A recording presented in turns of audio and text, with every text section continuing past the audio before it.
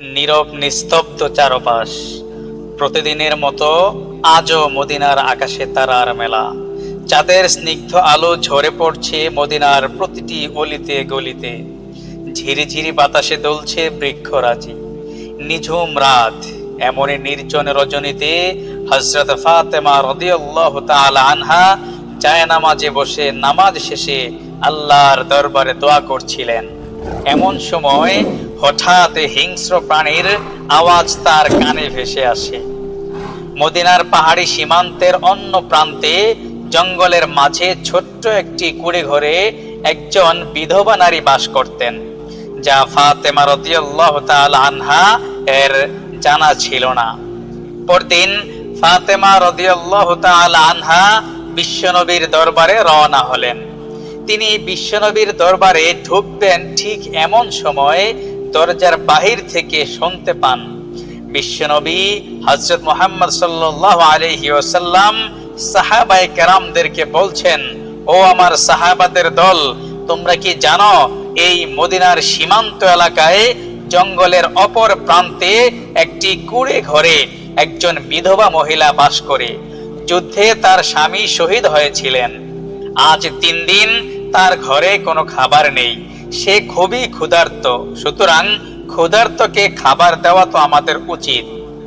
তখন সাহাবায়ে কেরাম বললেন, ইয়া রাসূলুল্লাহ, মদিনার সীমান্তের ওই পাশে ওই মহিলার বাড়িতে যেতে অনেক বড় একটি জঙ্গল রয়েছে।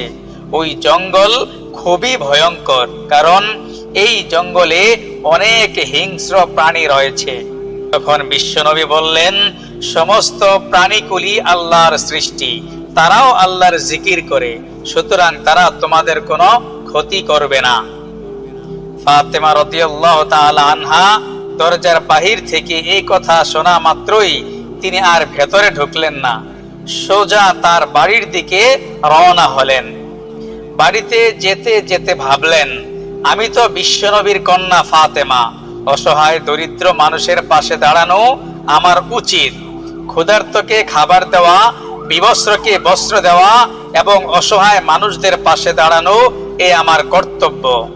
আসলে ফাতেমা রাদিয়াল্লাহু তাআলা আনহা তিনি ছিলেন দয়াময় এবং দানশীল। অন্যের কষ্টে কাতর হয়ে যেতেন এবং নিজের প্রয়োজন থাকা সত্ত্বেও অন্যকে দান করে দিতেন। বিশ্বনবীর মুখে ওই বিধবা নারীর এই অবস্থার কথা শুনে তিনি নিজেকে আর ধরে রাখতে পারলেন না। তাই তিনি বিশ্বনবীর দরবারে না ঢুকে দ্রুত বাড়ির দিকে যেতে থাকেন। বাড়িতে এসে কয়েকটি রুটি বানালেন। কয়েকটি রুটি ও কিছু খেজুর নিয়ে ওই বিধবা মহিলার উদ্দেশ্যে রওনা করার জন্য প্রস্তুতি নিচ্ছিলেন। এমন সময় উম্মে সালমা রাদিয়াল্লাহু তাআলা আনহা হযরত ফাতেমা রাদিয়াল্লাহু তাআলা আনহা এর ঘরে ঢুকলেন। ফাতেমা রাদিয়াল্লাহু তাআলা আনহা কোথাও যাচ্ছিলেন দেখে জিজ্ঞেস করলেন, ফাতেমা, তুমি কি কোথাও যাচ্ছ? তখন ফাতেমা রাদিয়াল্লাহু তাআলা আনহা বললেন, এই মদিনার পাহাড়ি সীমান্তে জঙ্গলের অপর প্রান্তে একটি কুড়ে ঘরে একজন বিধবা মহিলা রয়েছেন, যার স্বামী যুদ্ধে শহীদ হয়েছিলেন। আজ কয়েকদিন সে না খেয়ে আছে, খুবই ক্ষুধার্ত, সুতরাং তাকে খাবার দেয়া এবং তার সহযোগিতায় এগিয়ে আসা খুবই জরুরি। তাই আমি তার কাছে কিছু খাবার নিয়ে ছুটে যাচ্ছি। উম্মে সালমা রাদিয়াল্লাহু তাআলা আনহা বললেন, হে ফাতেমা, তুমি কি বলছো? মদিনার সীমান্তের ওই রাস্তা বড় ভয়াবহ। বিশাল জঙ্গলের মাঝখান দিয়ে যেতে হয়, আর জঙ্গলে অনেক হিংস্র প্রাণী রয়েছে, সুতরাং তুমি কি করে যাবে? তুমি তো যেতে পারবে না। তখন ফাতেমা রাদিয়াল্লাহু তাআলা আনহা বললেন, বিশ্বনবী বলেছেন, সমস্ত প্রাণী আল্লাহর মাখলুক এবং তারাও আল্লাহর জিকির করে, সুতরাং আমার কোনো ক্ষতি হবে না ইনশাআল্লাহ, তুমি কোনো চিন্তা করো না। এই বলে ফাতেমা রাদিয়াল্লাহু তাআলা আনহা রুটি আর খেজুর নিয়ে ওই বিধবা মহিলার উদ্দেশ্যে রওনা করলেন। ফাতেমা রাদিয়াল্লাহু তাআলা আনহা জঙ্গলের মাঝখান দিয়ে চলছেন। কিছুক্ষণ পর তিনি অনুভব করলেন তার পেছনে পেছনে কে যেন আসছে, কিসের যেন ছায়া পড়ছে। আসলে একটি হিংস্র বাঘ ফাতেমা রাদিয়াল্লাহু তাআলা আনহা এর পেছন পেছন আসছিল। ফাতেমা রাদিয়াল্লাহু তাআলা আনহা যখন পেছন ফিরে তাকালেন, তখন দেখলেন একটি হিংস্র বাঘ তার দিকে এগিয়ে আসছে। ফাতেমা রাদিয়াল্লাহু তাআলা আনহা কোনো ভয় পেলেন না। তিনি বাঘকে লক্ষ্য করে বললেন, হে বাঘ, নিশ্চয় তুমি আল্লাহর একজন প্রাণী। আমি নবী কন্যা ফাতেমা, আমি একজন বিধবা নারীর সহযোগিতার জন্য যাচ্ছি, সুতরাং তুমি আমার কোনো ক্ষতি করো না। আল্লাহর হুকুমে তুমি শান্ত হয়ে যাও। আল্লাহ রাব্বুল আলামিন তখন বাঘের জবান খুলে দিলেন। বাঘ বলতে লাগলো, ওহে নবী কন্যা মা ফাতেমা, আপনি আমার সালাম গ্রহণ করুন। আপনি কি করে ভাবলেন আমি আপনাকে আঘাত করব? আপনি হচ্ছেন সেই নবীর কলিজা মেয়ে মা ফাতেমা, যে নবী সমস্ত পৃথিবীর জন্য রহমত স্বরূপ। আমরাও সেই নবীর জন্য কান্না করি। হয়তো দুচোখে মায়ার নবীকে দেখতে পাই না, কিন্তু নবীর জন্য আমরাও কাঁদি। আমি আপনাকে ক্ষতি করতে আসিনি, বরং আমি আপনাকে পথ দেখাতে এসেছি এবং নিরাপদে ওই বিধবা মহিলার বাড়িতে পৌঁছে দেওয়ার জন্য এসেছি। হযরত ফাতেমা রাদিয়াল্লাহু তাআলা আনহা বাঘের মুখের এমন কথা শুনে তিনি আশ্চর্য হয়ে গেলেন। আল্লাহ রাব্বুল আলামিনের শুকরিয়া আদায় করলেন। এদিকে বিশ্বনবী হযরত মুহাম্মদ সাল্লাল্লাহু আলাইহি ওয়াসাল্লাম তিনিও তার একজন সাহাবীকে কিছু খাবার দিয়ে ওই মহিলার কাছে পাঠালেন। কিন্তু যখন ওই সাহাবী হঠাৎ দেখলেন মা ফাতেমা রাদিয়াল্লাহু তাআলা আনহা বাঘের সাথে কথা বলছেন এবং বাঘ ও মা ফাতেমার সাথে কথা বলছেন এবং তাদের এই কথোপকথন শুনে ওই সাহাবী আশ্চর্য হয়ে গেলেন এবং তিনি ওই বিধবা মহিলার বাড়ির দিকে না গিয়ে বিশ্বনবীর দরবারের দিকে রওনা করলেন। জংলার বাঘ ফাতেমা রাদিয়াল্লাহু তাআলা আনহাকে নিয়ে বিধবা মহিলার বাড়ির দিকে রওনা হলেন। এদিকে বিধবা মহিলা আল্লাহর দরবারে কান্নাকাটি করে বলছে, হে আল্লাহ, আজ কয়েকদিন আমার ঘরে কোনো খাবার নেই, আমি খুবই ক্ষুধার্ত, তুমি আমাকে সাহায্য করো। এমন সময় হঠাৎ দরজায় কে যেন আওয়াজ করে বললেন, ভেতরে কেউ আছেন? আমি নবী কন্যা ফাতেমা। হযরত ফাতেমা রাদিয়াল্লাহু তাআলা আনহা এর কণ্ঠ শুনে এবং তার পরিচয় পেয়ে ওই বিধবা মহিলা যার পর নাই খুবই খুশি হলেন, আল্লাহর শুকরিয়া আদায় করলেন এবং সাথে সাথে দরজা খুলে দিলেন। ফাতেমা রাদিয়াল্লাহু তাআলা আনহা ঘরে প্রবেশ করলেন এবং ওই মহিলাকে রুটি এবং খেজুর দিয়ে বললেন, আমার উচিত ছিল আরো আগেই আপনার খোঁজ খবর নেওয়া, কিন্তু আমি পারিনি। তখন বিধবা মহিলা খাবার পেয়ে আল্লাহর শুকরিয়া আদায় করলেন এবং ফাতেমা রাদিয়াল্লাহু তাআলা আনহা এর সহযোগিতা ও আচার ব্যবহারে খুবই খুশি হলেন। এদিকে ওই সাহাবী বিশ্বনবীর দরবারে এসে হযরত ফাতেমা ও বাঘের এই ঘটনা বর্ণনা করলেন। তখন সকল সাহাবায়ে কেরাম আশ্চর্য হয়ে যান এবং সকলেই আল্লাহর শুকরিয়া আদায় করলেন। হযরত ফাতেমা রাদিয়াল্লাহু তাআলা আনহা মহিলা থেকে বিদায় নিয়ে বাড়ির দিকে রওনা করলেন। বাঘ হযরত ফাতেমা রাদিয়াল্লাহু তাআলা আনহাকে সামনে থেকে পথ দেখিয়ে নিয়ে যাচ্ছেন। হঠাৎ একজন রাখাল দেখতে পেল যে একজন মেয়েকে একটি বাঘ পথ দেখিয়ে নিয়ে যাচ্ছে।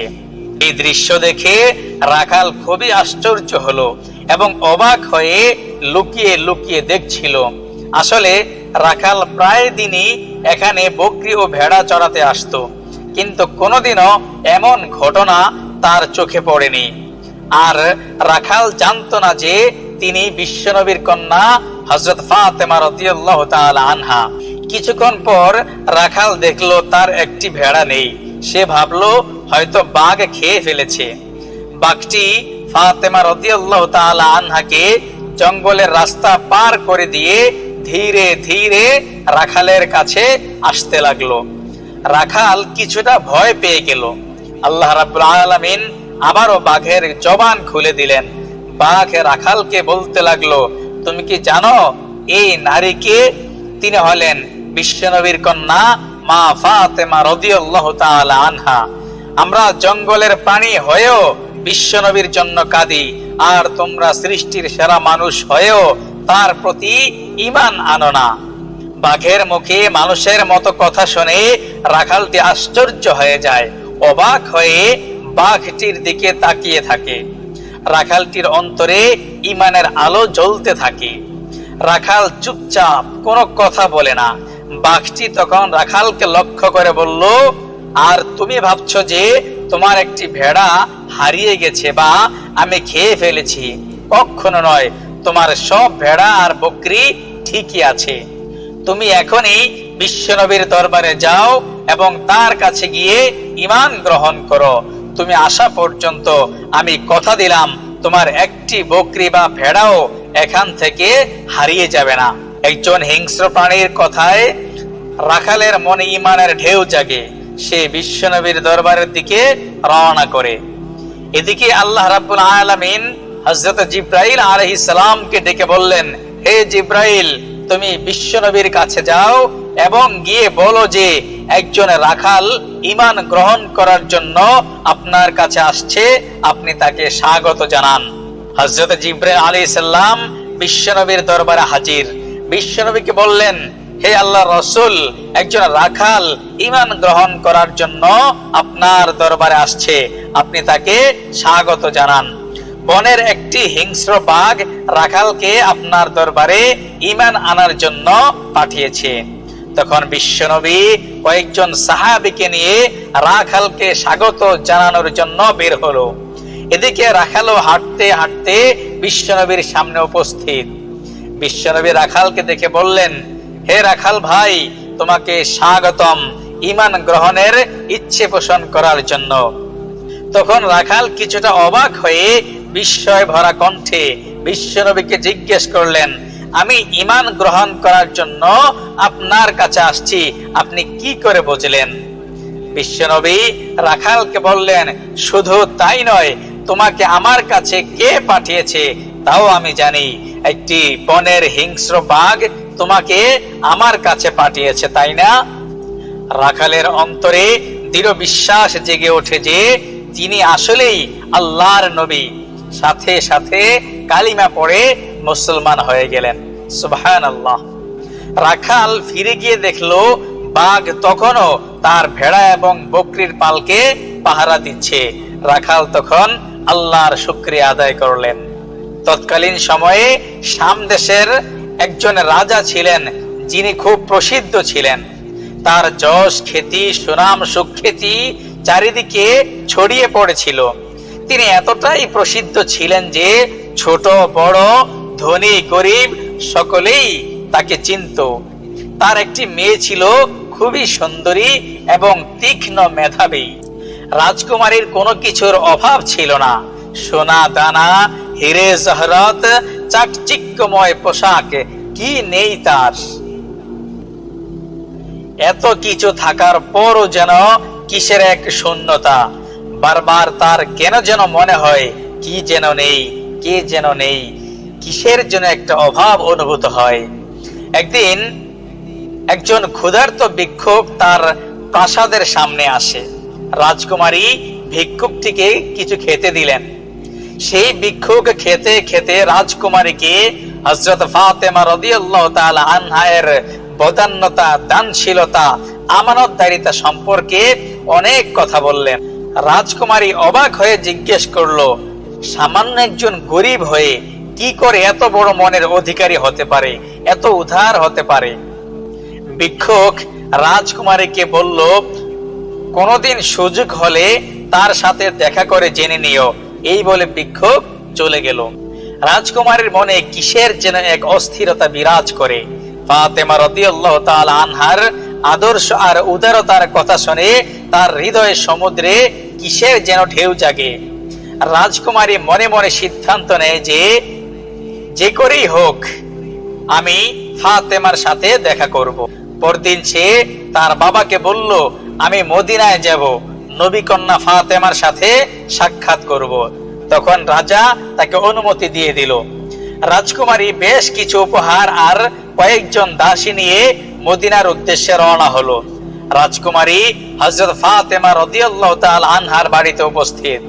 ফাতেমা রাদিয়াল্লাহু তাআলা আনহাকে বললেন, আমি শাম দেশের রাজার রাজকন্যা আপনার সাথে সাক্ষাৎ করতে এসেছি, আর এই সামান্য কিছু উপহার আপনার জন্য নিয়ে এসেছি, আপনি দয়া করে গ্রহণ করুন।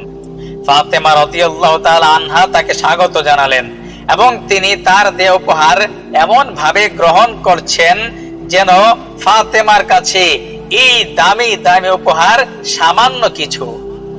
এক পর্যায়ে ফাতেমা রাদিয়াল্লাহু তাআলা আনহা অন্যান্য এতিম মিসকিন গরিবদেরকে ডাকলেন এবং তাদেরকে দামি দামি পোশাক আর এই উপহার দিয়ে দিলেন। আর যে হীরা জহরত স্বর্ণ গহনা ছিল এগুলো রাষ্ট্রের বাইতুল মালে জমা দিয়ে দিলেন। রাজকুমারী তা দেখে অত্যন্ত বিমোহিত হয়ে গেলেন। অবাক নয়নে ফাতেমা রাদিয়াল্লাহু তাআলা আনহার দিকে তাকিয়ে থাকলেন। বিস্ময় ভরা কণ্ঠে রাজকুমারী ফাতেমা রাদিয়াল্লাহু তাআলা আনহাকে জিজ্ঞেস করলেন, তুমি এত দামি দামি উপহার নিজে কেন গ্রহণ করলে না? ফাতেমা রাদিয়াল্লাহু তাআলা আনহার রাজকুমারীকে বললেন, ফাতেমা রাদিয়াল্লাহু তাআলা আনহা রাজকুমারীকে বললেন, প্রয়োজনের অতিরিক্ত কোনো কিছুই রাখা উচিত না, কারণ যার যত বেশি সম্পদ হাসরের ময়দানে তার তত বেশি হিসাব। সুতরাং প্রয়োজনের অতিরিক্ত সম্পদ আমার কোনো প্রয়োজন নেই, তাই আমি গরিব অসহায়দেরকে দান করে দিয়েছি। রাজকুমারী অত্যন্ত অবাক হয়ে যায়। তিনি যতটুকু শুনেছিলেন তার চেয়ে বেশি নিজ চোখে দেখলেন। ফাতেমা রাদিয়াল্লাহু তাআলা আনহার সেই বদান্যতা, দানশীলতা এবং তার অনুপম আদর্শের প্রতি রাজকুমারী ক্রমশ দুর্বল হয়ে যায় এবং সে তার হৃদয়ে ফাতেমা রাদিয়াল্লাহু তাআলা আনহার আদর্শ লালন করতে থাকে। সে যেন এক স্বর্গীয় অনুভূতি খুঁজে পেল। এত জাকজমক আর চাকচিক্যের মাঝেও যে শূন্যতা ছিল তা যেন আজ পূর্ণতা পেয়ে গেল। রাজকুমারী এক স্বর্গীয় অনুভূতি নিয়ে তার রাজপ্রাসাদের দিকে রওনা হয়। একদিন রাজকুমারী তার কিছু দাসী নিয়ে সফরে বের হলো, সঙ্গে বেশ কিছু উপহার উপঢৌকন। তারা মরুভূমির পথ দিয়ে চলছে। চলতে চলতে হঠাৎ রাজকুমারী দেখলো একটি গুহার মুখে একজন নারী তার সন্তানকে নিয়ে বসে বসে কাঁদছে। রাজকুমারী কাছে গিয়ে জিজ্ঞেস করলো, মা, কি হয়েছে আপনার? আপনি কান্না করছেন কেন? মহিলাটি বলল, আমার স্বামী মারা গিয়েছে আজ প্রায় 3 বছর। আমি আজ কয়েকদিন ক্ষুধার্ত, আমার সন্তানও কিছু খেতে পায়নি। আমরা খুবই অসহায়। তখন রাজকুমারী তাদেরকে অনেক উপহার দিলেন, নতুন নতুন পোশাক দিলেন, দামি দামি খাবার দিলেন। বৃদ্ধা মহিলাটি অত্যন্ত খুশি হলো। অবাক হয়ে জিজ্ঞেস করলেন, মা, তুমি কে? রাজকুমারী উত্তর দিলেন, আমি হচ্ছি রাজকন্যা। তখন বৃদ্ধা মহিলাটি কিছুটা ভয় পেয়ে গেল, ইতস্তবোধ করলো এবং অবাক হয়ে কাঁপা কাঁপা কণ্ঠে জিজ্ঞেস করলো, একজন রাজকুমারী তো কখনোই এত দয়ালু হয় না। তারা তো পার্থিব চাকচিক্যের ভিড়ে গরিব অসহায় মানুষদের কথা ভুলেই যায়। তুমি একজন রাজকন্যা হয়েও কি করে এত দয়াশীল হতে পারো? আমি বিশ্বাস করতে পারছি না। রাজকুমারী বৃদ্ধাকে উত্তর দিলেন, মা, আপনার কথা সঠিক। আমার কোনো কিছুর অভাব ছিল না। সোনা দানা, হিরে জহরত, দামি দামি পোশাক আশাক, রাজকীয় খাবার, কোনো কিছুরই অভাব ছিল না। কিন্তু আমার এত কিছু থাকার পরও আমি অনুভব করতাম কিসের যেন এক শূন্যতা। এত কিছু থাকার পরও মনে হতো কি যেন নেই। তখন আমি বিশ্বনবীর কন্যা মা ফাতেমার সন্ধান পাই এবং তার সাথে সাক্ষাৎ করি। সেই থেকে তার আদর্শ আমি লালন করি। আমি তার থেকেই শিখেছি মানুষকে কিভাবে মূল্যায়ন করতে হয়। মানুষের প্রতি সহযোগিতা, সহমর্মিতা এবং অসহায় মানুষদের পাশে দাঁড়ানো, ক্ষুধার্তকে খাবার দেয়া, বস্ত্রহীনকে বস্ত্র দেয়া, এই সবগুলো আমি শিখেছি তার থেকেই। তখন বৃদ্ধা মহিলাটি কান্না করতে করতে আল্লাহর শুকরিয়া আদায় করে। হযরত ফাতেমা রাদিয়াল্লাহু তাআলা আনহা ছিলেন এমনই উদার, দানশীল এবং পরোপকারী। হে আল্লাহ, আপনি বর্তমান সময়ের মা বোনদেরকে হযরত ফাতেমা রাদিয়াল্লাহু তাআলা আনহা এর মতো আদর্শবান এবং চরিত্রবান হওয়ার তৌফিক দান করুন। আমিন।